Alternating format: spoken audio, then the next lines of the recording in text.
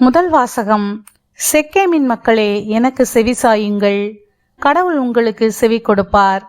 நீதி தலைவர்கள் நூலில் இருந்து வாசகம். அதிகாரம் 9, இறை திருவசனங்கள் 6 முதல் 15 முடிய. அந்நாள்களில் செக்கேம் மற்றும் பெத்மில்லோவின் குடிமக்கள் அனைவரும் செக்கேமில் சிலைத்தூண் கருவாலி மரத்தடியில் அபிமெலக்கை அரசனாக ஏற்படுத்தினர். இது போத்தாமுக்கு தெரிவிக்கப்பட்டது.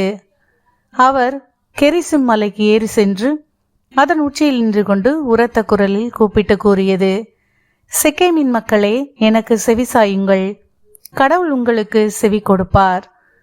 மரங்கள் தங்களுக்கு ஓர் அரசனை திரிப்பொழிவு செய்ய புறப்பட்டன. அவை ஒலிவ மரத்திடம் எங்களை அரசாலும் என்று கூறின.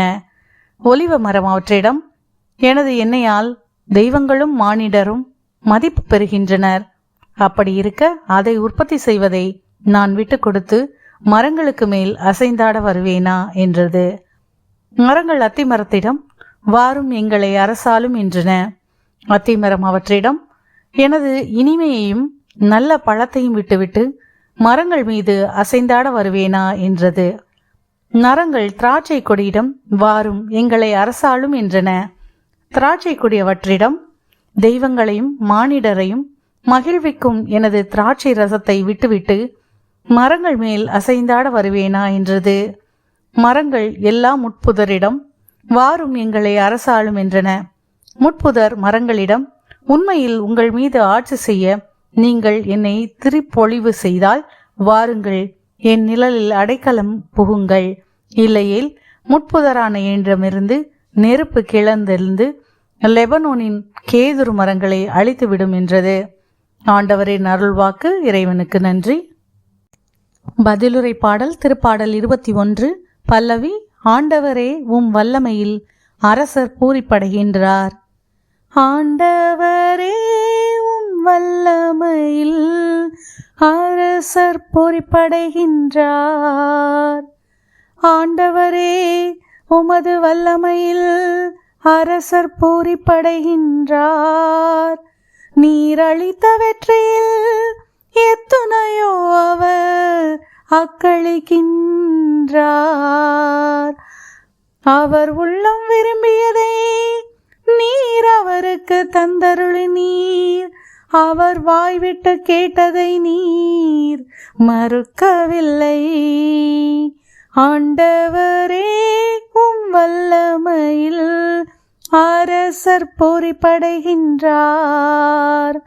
உண்மையில் நலமிக கொடைகள் ஏந்தி நீர் அவரை எதிர்கொண்டீர். அவர் தலையில் பசும் பொன் முடி சூட்டினீர். அவர் உம்மிடம் வாழ்வு வேண்டி நின்றார். நீரும் முடிவில்லா நீண்டாயுளை அவருக்கு அளித்தீர்.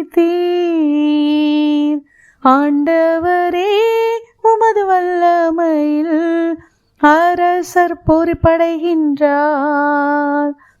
நீர் அவருக்கு வெற்றி அளித்ததால் அவரது மாட்சிமை பெரிதாயிற்று. மேன்மையையும் மாண்பையும் அவருக்கு அருளினீர். உண்மையாகவே எந்நாளும் நிலைத்திருக்கும் ஆசைகளை அவர் பெற்றுள்ளார்.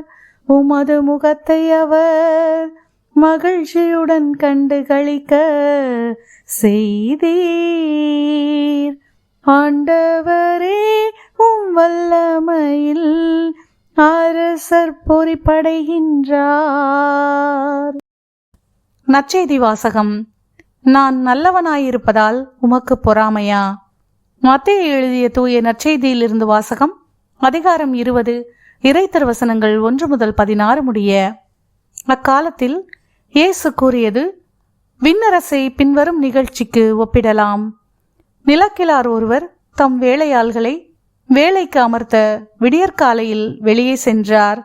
அவர் நாளொன்றுக்கு 1 தெனாரியம் கூலி என வேலையாள்களுடன் ஒத்துக்கொண்டு அவர்களை தம் திராட்சை தோட்டத்துக்கு அனுப்பினார்.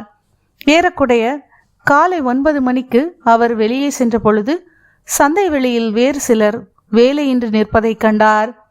அவர்களிடம், நீங்களும் என் திராட்சை தோட்டத்துக்கு போங்கள், நேர்மையான கூலியை உங்களுக்கு கொடுப்பேன் என்றார். அவர்களும் சென்றார்கள். மீண்டும் ஏறக்குறைய 12 மணிக்கும் பிற்பகல் 3 மணிக்கும் வெளியே சென்று அப்படியே செய்தார். ஏறக்குறைய 5 மணிக்கும் வெளியே சென்று வேறு சிலர் நிற்பதை கண்டார். அவர்களிடம், நாள் முழுவதும் வேலை செய்யாமல் ஏன் இங்கே நின்று கொண்டிருக்கிறீர்கள் என்று கேட்டார். அவர்கள் அவரை பார்த்து, எங்களை எவரும் வேலைக்கு அமர்த்தவில்லை என்றார்கள். அவர் அவர்களிடம், நீங்களும் என் திராட்சை தோட்டத்துக்கு போங்கள் என்றார்.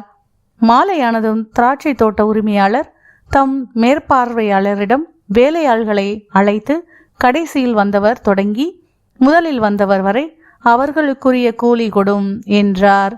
எனவே 5 மணியளவில் வந்தவர்கள் 1 தெனாரியம் வீதம் பெற்றுக்கொண்டனர். அப்போது முதலில் வந்தவர் தங்களுக்கு மிகுதியாக கிடைக்கும் என்று எண்ணினார்கள். ஆனால் அவர்களும் 1 தெனாரியம் வீதம் தான் பெற்றார்கள். அவர்கள் அதை பெற்றுக்கொண்ட போது அந்நிலக்கிழாருக்கு எதிராக முணுமுணுத்து, கடைசியில் வந்த இவர்கள் 1 மணி நேரமே வேலை செய்தார்கள். பகல் முழுவதும் வேலை பளுவையும் கடும் வெயிலையும் தாங்கிய எங்களோடு இவர்களையும் இணையாக்கி விட்டீரே என்றார்கள். அவரோ அவர்களுள் ஒருவரை பார்த்து, தோழரே, நான் உமக்கு அநியாயம் செய்யவில்லை. நீர் என்னிடம் 1 தெனாரியம் கூலிக்கு ஒத்துக்கொள்ளவில்லையா? உமக்குரியதை பெற்றுக்கொண்டு போய்விடும். உமக்கு கொடுத்தபடியே கடைசியில் வந்த இவருக்கும் கொடுப்பது என் விருப்பம். எனக்குரியதை நான் என் விருப்பப்படி கொடுக்கக்கூடாதா? அல்லது நான் நல்லவனாய் இருப்பதால் உமக்கு பொறாமையா என்றார். இவ்வாறு கடைசியானோர் முதன்மையாவர், முதன்மையானோர் கடைசியாவர். ஆண்டவரின் அருள்வாக்கு. கிறிஸ்துவே உமக்கு புகழ்.